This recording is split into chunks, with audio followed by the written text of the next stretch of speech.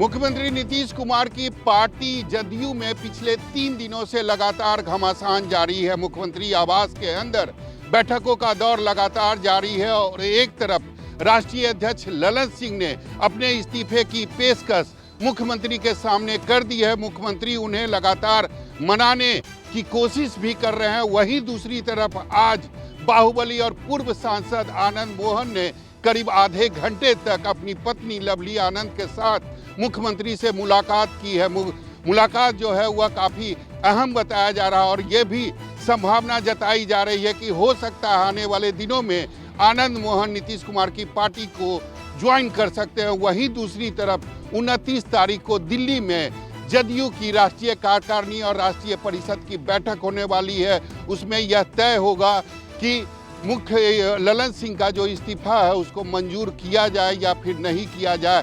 Cameraman ऋषि के साथ Saurabh Kumar, Patna, news 24। Bharat जोड़ो यात्रा की सफलता से उत्साहित कांग्रेस पार्टी अब भारत न्याय यात्रा निकालने वाली है। राहुल गांधी की अगुवाई में निकाले जाने वाले इस यात्रा का मकसद आर्थिक न्याय, सामाजिक न्याय और राजनीतिक न्याय पाना है। इस यात्रा में करीब 85 जिलों से होकर 14 राज्यों से होकर ये यात्रा निकाली जाएगी। भारत जोड़ो यात्रा की शुरुआत कन्याकुमारी से हुई थी, जो कश्मीर में जाकर खत्म हुई थी।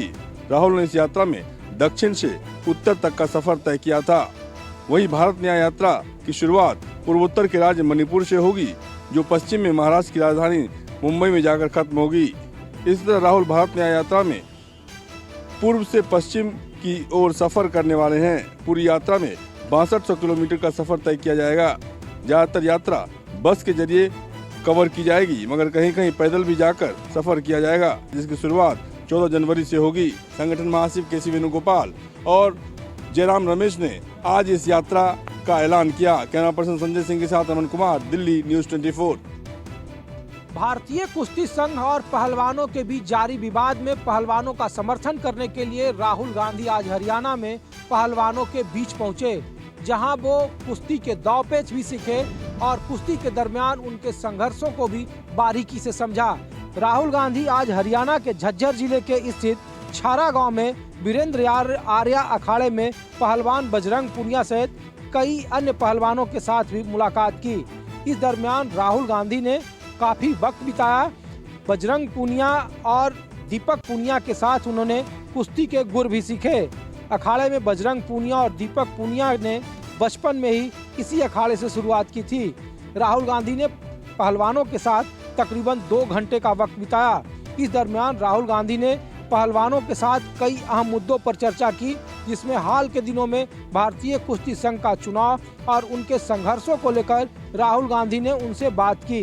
राहुल गांधी ने कुश्ती कोच वीरेंद्र दलाल सहित कई पहलवानों से इस दरमियान चर्चा की और पहलवानी के बीच में आ रहे कई सारी समस्याओं से भी उन्होंने अवगत कराया। कैमरामैन संजय सिंह के साथ ऋषिकेश कुमार, न्यूज़ 24, दिल्ली। राजस्थान में मुख्यमंत्री भजनलाल शर्मा ने अपने 2 डिप्टी सीएम के साथ शपथ ग्रहण तो ले लिया, लेकिन उनके मंत्रिमंडल के मंत्रियों को कब शपथ दिलाई जाएगी, इसे लेकर अभी भी तारीखें तय नहीं हो पा रही है। वहीं देखा जाए तो राजस्थान के राजभवन में शपथ ग्रहण को लेकर सभी तैयारियां हो चुकी है। एक ऐसा वीडियो सामने आया है जिसमें राजभवन में टेंट, कुर्सियां सभी लगा दी गई है, ताकि सरकार जैसे ही फैसला करे शपथ ग्रहण कार्यक्रम का, तत्काल शपथ ग्रहण करवाया जा सके। बीजेपी के विधायक भी इस बात को लेकर काफी अभी तक संशय की स्थिति में है कि आखिरकार कब मंत्रिमंडल का विस्तार होगा, किन किन चेहरों को मंत्रिमंडल में जगह मिलेगी और कैबिनेट का चेहरा किस तरह से होगा। फिलहाल तो बीजेपी ने अपने सभी विधायकों को 1-2 दिन के भीतर जयपुर में ही रहने की निर्देश भी जारी कर दिए गए हैं और समझा जा रहा है कि इस महीने के आखिर से पहले बीजेपी सरकार का मंत्रिमंडल गठन हो जाएगा। कैमरामैन विजय सिंह के साथ श्रीवत्सन, जयपुर, न्यूज़ 24। अपने 138वें स्थापना दिवस को मनाने के लिए कांग्रेस द्वारा नागपुर को चुना गया। जी हाँ, नागपुर के स्थानीय इलाके में मौजूद यह मैदान, जिसे भारत जोड़ो मैदान का नाम दिया गया है, और सामने लगा ये स्टेज जहां कांग्रेस के सभी आला नेता कल मौजूद होंगे।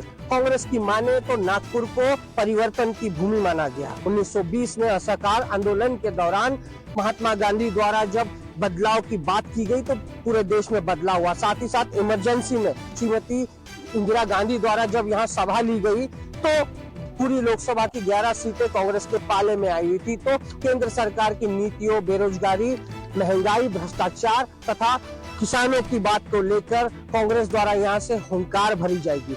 करीब 600 नेताओं के और स्थानीय कार्यकर्ताओं की बैठने की यहाँ व्यवस्था की गई है। इंडिया गठबंधन के कोई भी लोग इसमें मौजूद नहीं होंगे, इसकी भी साफ स्पष्टता जो है कांग्रेस द्वारा की गई। लेकिन नागपुर से किया गया ये एल्गार 2024 के चुनाव का आगाज होगा और नागपुर से की गई कांग्रेस की ये सभा अपने आप में कितना परिवर्तन लाएगी, ये अपने आप में देखने वाली बात जरूर होगी। कैमरा पर्सन पंकज के साथ नरेंद्रपुरी, न्यूज़ 24 नागपुर। लोकसभा चुनाव को लेकर राजनीतिक पार्टियों ने अपनी तैयारी शुरू कर दी है। गठबंधन के दौर से बनी राजनीतिक पार्टियों में सीट बंटवारे को लेकर भी चर्चाओं का दौर जारी है। अजित पवार गुट के वरिष्ठ नेता और महाराष्ट्र के कैबिनेट मंत्री छगन भुजबल का बयान सामने आया है। छगन भुजबल ने कहा है कि जितनी सीटें एकनाथ गुट को मिलेगी उतनी सीटें हमें भी मिलनी चाहिए। छगन भुजबल ने कहा कि अजित पवार हमारी पार्टी के मुखिया है, उन्होंने सीट बंटवारे को लेकर अपनी राय रखी है। जितने विधायक शिंदे गुट के आए हैं लगभग उतने ही विधायक अजित पवार गुट के भी आए हैं। कुल मिलाकर हमें भी उनके जैसा ही न्याय मिलना चाहिए। अगर हम ऐसी राय रखते हैं तो ये सही भी है। सूत्रों की माने तो जनवरी महीने में मुख्यमंत्री एकनाथ शिंदे, उप मुख्यमंत्री अजित पवार बीजेपी के वरिष्ठ नेताओं के साथ बैठक करेंगे। इस बैठक में इस बात पर चर्चा होगी कि महायुति में किस पार्टी को कितनी सीटें दी जाए। जहाँ एक तरफ एकनाथ शिंदे के पास 13 सांसद है तो वहाँ अजित के पास केवल 2 और एकनाथ शिंदे के सभी 13 सांसद दोबारा से लोकसभा चुनाव लड़ने के लिए इच्छुक है। कैमरा पर्सन अखिलेश सिंह ठाकुर के साथ अंकुश जायसवाल, न्यूज़ 24 मुंबई। 2024 के लोकसभा चुनाव में बीजेपी पार्टी पश्चिम बंगाल में पूरी ताकत झोंक दी है। एक साथ गृह मंत्री अमित शाह और जेपी नड्डा पहुंचे थे और 35 बना रखे हैं। बीजेपी 2019 के चुनाव में पश्चिम बंगाल की 42 सीट में से 18 सीट जीती थी। अब इसी के तहत आरएसएस प्रमुख मोहन भागवत कोलकाता पहुंच रहे हैं और कोलकाता में वो संगठन को कैसे मजबूत किया जाए, संगठन के कार्यकर्ताओं से मिलेंगे और संगठन को चर्चा करेंगे। और दूसरी तरफ पश्चिम बंगाल के बुद्धिजीवियों से भी मुलाकात करेंगे और पश्चिम बंगाल के हालात के बारे में लोगों को बताएंगे और किस तरह से संगठन को मजबूत किया जाए इस पे भी चर्चा किया जाएगा। तो कह सकते हैं कि पश्चिम बंगाल में बीजेपी और आरएसएस प्रमुख का आना वाकई बंगाल के लोगों के लिए एक तरह से मैसेज देना है और संगठन को कैसे मजबूत किया जाए इस पे भी चर्चा कर रहे हैं। तो अब जिस तरह से बीजेपी ने पश्चिम बंगाल की 35 सीटों पर लक्ष्य बना रखी है और बीजेपी इस पे काम करना भी शुरू कर दिया है। कैमरामैन विनोद के साथ मनोज पांडे, न्यूज़ 24 कोलकाता।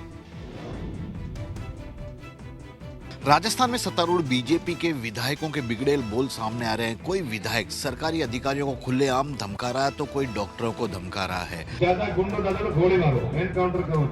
ऐसा ही एक वीडियो सबसे ज्यादा सुर्खियों में रहा है जिसमें कि एक विधायक एक एसडीएम को धमका रहा है। यह महिला एसडीएम है जो कि बार-बार नियम कायदों का हवाला देते हुए ही कार्रवाई की बात कर रही थी। आपको तकलीफ हो जाएगी, फिर मैं नई नौकरी है, मैं फिर कह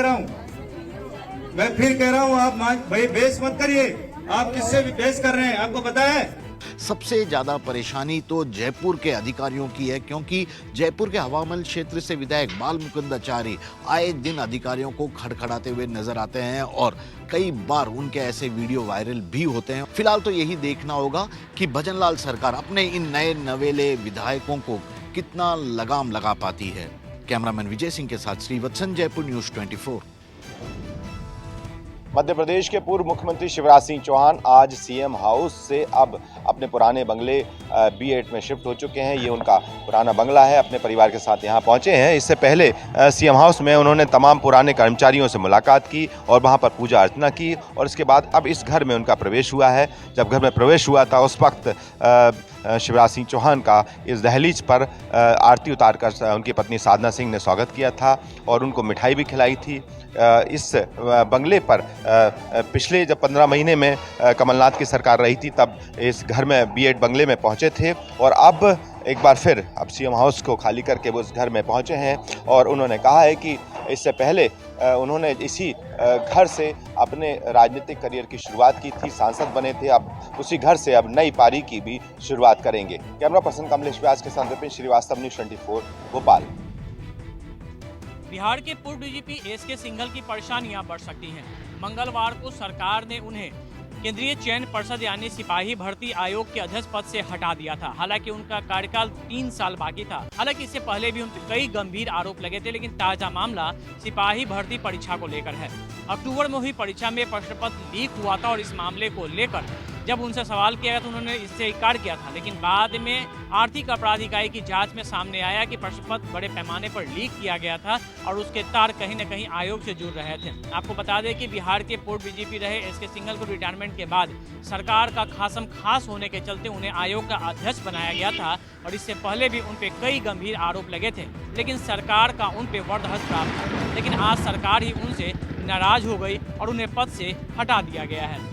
कैमरामैन सनी के साथ अमिताभ ओझा, पटना न्यूज़ 24। विपक्ष द्वारा डायमंड का कारोबार मुंबई से सूरत शिफ्ट होने के आरोपों के बीच सरकार ने करारा जवाब दिया है। अब मुंबई से सटे नवी मुंबई में एक आलीशान डायमंड हब बनाया जा रहा है। बताया जाता है कि ये डायमंड हब 21 एकड़ भूमि पर होगा, यानी इसमें 9 इमारतें होंगी जो पूरी तरह से डायमंड इंडस्ट्री के लिए होंगी। इसके अलावा एक जेम्स एंड ज्वेलरी पार्क भी बनाया जा रहा है। सरकार का कहना है कि मुंबई पहले भी डायमंड हब था और आगे भी डायमंड हब रहेगा, क्योंकि देश में जितना भी डायमंड एक्सपोर्ट होता है उसमें मुंबई की जो हिस्सेदारी है वो 97% है और सूरत एक भी डायमंड कारोबारी मुंबई छोड़कर नहीं गया है। कैमरामैन अंचल के साथ इंद्रजीत सिंह, न्यूज़ 24, मुंबई। अयोध्या में मंदिर निर्माण की नई तस्वीरें सामने आई हैं, जिसमें मंदिर निर्माण का कार्य बहुत तेजी से आगे बढ़ाया जा रहा है। धर्मनगरी अयोध्या में राम मंदिर निर्माण का काम दिन रात चल रहा है। आगामी प्राण प्रतिष्ठा के आयोजन को देखते हुए काम और तेज किया गया है।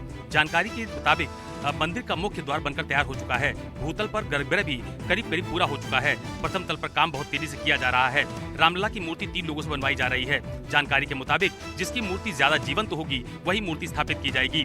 22 जनवरी के बाद भी 48 दिनों तक राम मंदिर में मंडल पूजन किया जाएगा। पिछले 200 वर्षों में ऐसा मंदिर नहीं बना है। इस बात का दावा मंदिर तीर्थ क्षेत्र ट्रस्ट की तरफ से किया जा रहा है। दरअसल आने वाली 22 जनवरी 2024 को अयोध्या में रामलला की प्राण प्रतिष्ठा का बड़ा आयोजन होना है, लिहाजा काम को बहुत तेजी से आगे बढ़ाया जा रहा है।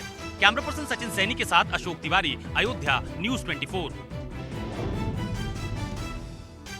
30 दिसंबर को प्रधानमंत्री नरेंद्र मोदी के अयोध्या आगमन से ठीक पहले पूरी अयोध्या में विशेष सफाई अभियान चलाया जा रहा है। उत्तर प्रदेश के डिप्टी सीएम केशव प्रसाद मौर्य खुद अयोध्या की सड़कों पर झाड़ू लगाते हुए नजर आए। आज सुबह अयोध्या की सड़कों पर केशव प्रसाद मौर्य, अयोध्या के सांसद लल्लू सिंह और महापौर गिरीशपति त्रिपाठी समेत भाजपा के तमाम बड़े नेता झाड़ू लगाते हुए नजर आए। ये सफाई अभियान लगातार जारी रहेगा। प्रधानमंत्री नरेंद्र मोदी 15 किलोमीटर लंबा रोड शो भी करेंगे और इस दौरान आवागमन पूरी तरीके से प्रतिबंधित रहेगा। 30 दिसंबर से पहले पूरी अयोध्या को चमकाने के प्रयास भी किए जा रहे हैं। डिप्टी सीएम केशव प्रसाद मौर्य प्रधानमंत्री के दौरे तक लगातार अयोध्या में ही कैंप करेंगे और उनके साथ सरकार और संगठन की पूरी फौज अयोध्या को सजाने संवारने में जुट गई है। कैमरा पर्सन धर्मेंद्र कुमार साहू के साथ मानस श्रीवास्तव, न्यूज़ 24। डेरा की गली में आतंकियों के खिलाफ सुरक्षा बलों का चल रहा ऑपरेशन का आज 7वां दिन है और हमारे बहादुर जवान आतंकियों को घने जंगलों के बीचों बीच खंगाल रहे हैं। दिन हो रात हो, हमारे बहादुर जवान लगातार ऑपरेशन को अंजाम दे रहे हैं और मकसद हमारे जवानों का यही है कि जितनी जल्दी हो सके जितने भी आतंकी इन घने जंगलों में छिपे हुए हैं, तमाम उन आतंकियों को ढेर किया जाए। और पुंछ राजौरी के जंगलों में कई ऐसे जंगल हैं जो बेहद घने हैं, जैसे कि ये जंगल है। तमाम जंगलों को पूरा कॉर्डन किया हुआ है। भारतीय सेना के विशेष para commando, Jammu Kashmir police के जवान, जम्मू कश्मीर पुलिस के स्पेशल ऑपरेशन ग्रुप के जवान और उसी के साथ सीआरपीएफ के जवान। अब अतिरिक्त जवानों को भी पुंछ राजौरी के जंगलों में उतारा गया है ताकि जल्दी से जल्दी तमाम आतंकियों को ढेर किया जाए। कैमरामैन पवन के साथ पंकज शर्मा, न्यूज़ 24, डेरा की गली। रक्षा मंत्री राजनाथ सिंह आज जब जम्मू कश्मीर के एक दिन के दौरे पर पहुंच रहे हैं, राजौरी में सेना पर हुए हमले के बाद हालात का जायजा लेने के लिए जिस तरह से वहां भव्य ऑपरेशन फोर्सेस द्वारा चलाया जा रहा है, ठीक उसी मौके पर यहां श्रीनगर में आज फोर्सेस ने मिलिटेंटों की एक बड़ी साजिश को नाकाम करते हुए गैस सिलेंडर में फिट की गई एक आईडी को नाकारा कर दिया। ये श्रीनगर बारामूला हाईवे पर श्रीनगर के बाहरी आउटस्कर्ट्स इलाके में लावेपुरा में फोर्सेस द्वारा इस बड़े हमले को नाकाम किया गया है। फोर्सेस लगातार कश्मीर घाटी में अलर्ट पर है और यही कारण है कि आज मिलिटेंटों की इस बड़ी साजिश को यहां पर नाकाम कर दिया गया है और फोर्सेस पूरे घाटी के इलाके में श्रीनगर में सतर्कता बरतते हुए नजर आ रहे हैं। कैमरामैन मुजम्मिल रशीद के साथ आसिफ साहब, श्रीनगर, न्यूज़ 24। इजराइल एम्बेसी के पास हुए संदिग्ध धमाके के मामले में एक बार फिर से पुलिस की टीमें मौके पर जांच कर रही हैं और साक्ष्य तलाश रही हैं। दरअसल कल शाम जब पुलिस को सूचना मिली थी कि एक धमाके की आवाज़ सुनाई दी है और थोड़ा सा धुआं निकलता हुआ दिखाई दिया है, जिसके बाद पुलिस की टीमें मौके पर पहुंची, स्पेशल सेल के लोग मौके पर पहुंचे, एफएसएल की टीम पहुंची, लेकिन रात अंधेरा बहुत ज़्यादा था, लिहाजा काफ़ी कुछ पुलिस को यहाँ से नहीं मिल पाया। लेकिन आज एक बार फिर से यहाँ पर दोबारा से पुलिस की टीम पहुँची है और उस जगह का बारीकी से मुआयना कर रही है जहाँ पर इस धमाके की बात कही गई थी। हालांकि जो इलाके के सीसीटीवी फुटेज खंगाले गए हैं उसमें 2 लोग जो हैं वो संदिग्ध गतिविधि करते हुए नजर आ रहे हैं। हालांकि इस मामले में जो है वो पुलिस अभी तक खुलकर कुछ नहीं कह पा रही है कि ये किस तरीके का धमाका था, लेकिन ये बात साफ हो रही है कि यहाँ पर धमाके की आवाज़ सुनी गई और कुछ जानकार ये भी कह रहे, कुछ सोर्सेज ये भी कह रहे कि ये शायद कोई लो इंटेंसिटी ब्लास्ट था। तो संजय के साथ में कौशिक, न्यूज़ 24 दिल्ली। पंजाब पुलिस ने पिछले 1 साल में 60 एनकाउंटर किए, जिसमें 9 बड़े गैंगस्टरों को मार गिराए। जानकारी पंजाब पुलिस के आईजी सुखचैन सिंह गिल ने दी। गिल ने बताया कि पिछले 1 साल यानी कि 2023 में 882 गैंगस्टरों को गिरफ्तार किया गया। साथ ही 519 हथियार जो है अपराधियों से पकड़े गए हैं। इसके अलावा अगर ड्रग्स की हम बात करें तो इन अपराधियों के पास से 4 किलो 86 ग्राम हेरोइन जो है वो पुलिस ने जब्त किया। पंजाब पुलिस ने ड्रग्स स्मगलिंग के मामले में अब तक 14,951 गिरफ्तारियां की हैं, जिसमें 2424 जो हैं बड़े अपराधी शामिल हैं। इस ड्रग्स स्मगलिंग के मामले में 294 प्रॉपर्टीज जिसकी कीमत 127 करोड़ है उसको भी पंजाब पुलिस ने जब्त किया है। जिस तरह से मुख्यमंत्री का जो बैठक हुई थी उसके बाद आदेश आया, उसके बाद जो अपराधी हैं या जो छोटे मोटे क्राइम करते हैं उन पर भी पंजाब पुलिस जो है लगातार नकेल कस रही है। चंडीगढ़ से कैमरा पर्सन अजय राणा के साथ अमित पांडे, न्यूज़ 24। घने कोहरे की वजह से उत्तर प्रदेश के कई जिलों में भीषण हादसा हुआ, जिसमें आपस में गाड़ियां टकरा गई, कई लोग घायल हो गए और कुछ लोगों के मरने की भी खबर आ रही है। लेकिन साफ तौर पर घना कोहरा जिस तरीके से देखा जा रहा है, मौसम विभाग ने ये स्पष्ट कर दिया था और साथ ही साथ अलर्ट भी जारी किया था कि 5 राज्य ऐसे हैं जहां पर घना कोहरा हो सकता है, जिसमें उत्तर प्रदेश, हरियाणा, पंजाब, दिल्ली, एनसीआर, मध्य प्रदेश शामिल है। इस तरीके से अलर्ट जारी किया है, उसमें यही कहा गया है कि चूंकि सुबह और शाम के वक्त में घना कोहरा होता है तो ऐसी स्थिति में लोग जो है वो बिल्कुल सावधानी के साथ बाहर निकले, क्योंकि एक भी आपने गलती की तो बड़ी दुर्घटना हो सकती है। कैमरा पर्सन कलिकांत झा के साथ पल्लवी झा, दिल्ली, न्यूज़ 24।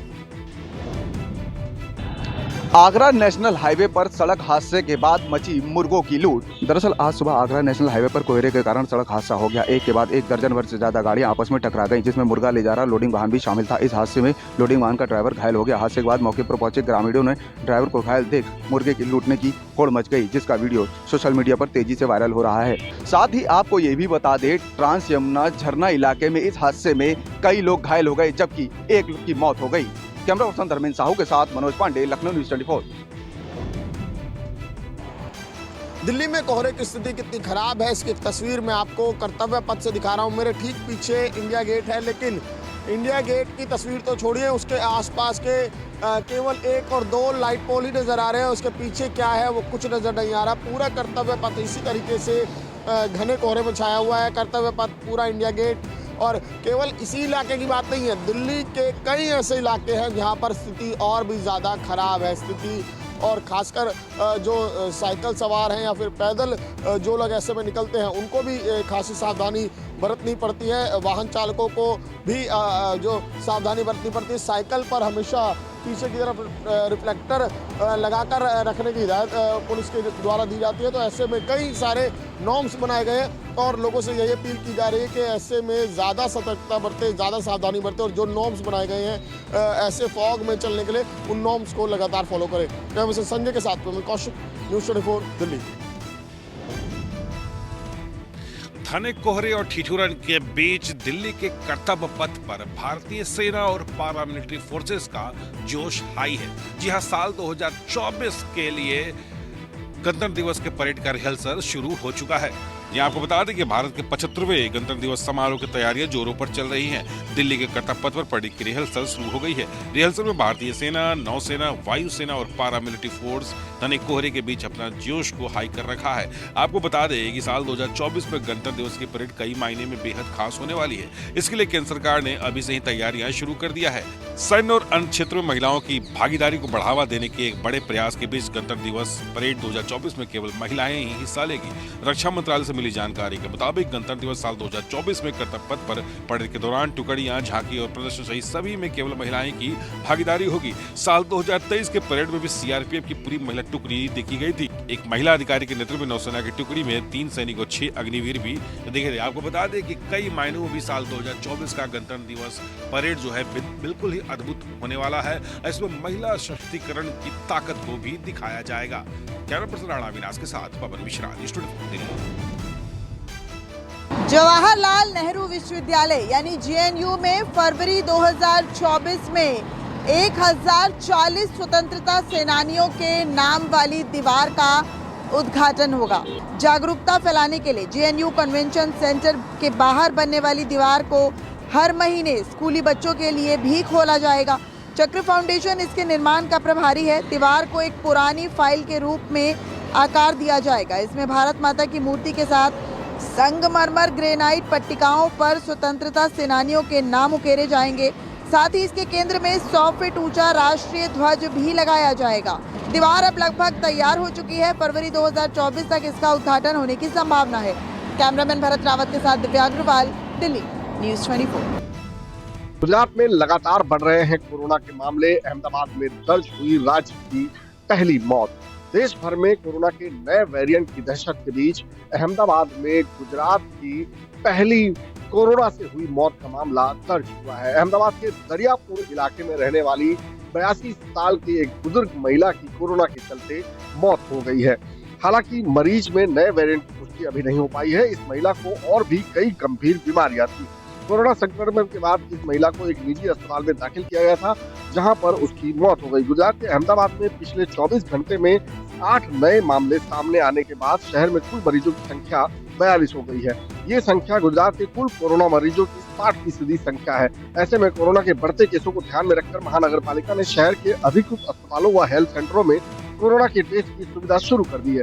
गुजरात में जो भी मामले सामने आए हैं उनमें से एक का अस्पताल में इलाज चल रहा है, बाकी होम आइसोलेशन में है। कैमरामैन प्रभात साथ Bhupendra Singh, Ahmedabad, news 24। Greater Noida site 5 स्थित राजलक्ष्मी कॉटन मिल के बाहर सुबह सुबह अफरा तफरी का माहौल हो गया। दरअसल कुछ मजदूर अपने मजदूर साथी की मौत के बाद वहां पर धरना प्रदर्शन कर रहे थे। बताया यह गया है कि राजलक्ष्मी नाम की एक महिला को कंपनी प्रबंधन ने करीब 1 हफ्ते पहले नौकरी से बाहर निकाल दिया था और बीती रात जो इस राजलक्ष्मी की मौत हो गई, उसके बाद जो साथी मजदूर हैं वो धरना प्रदर्शन सुबह सुबह कर रहे थे। जिस वक्त ये सभी मजदूर धरना प्रदर्शन कर रहे थे उस वक्त अचानक इनको एक तीक्ष्ण गंध आने लगी, जिसके सूंघते ही ये लोग बेहोश होने लगे।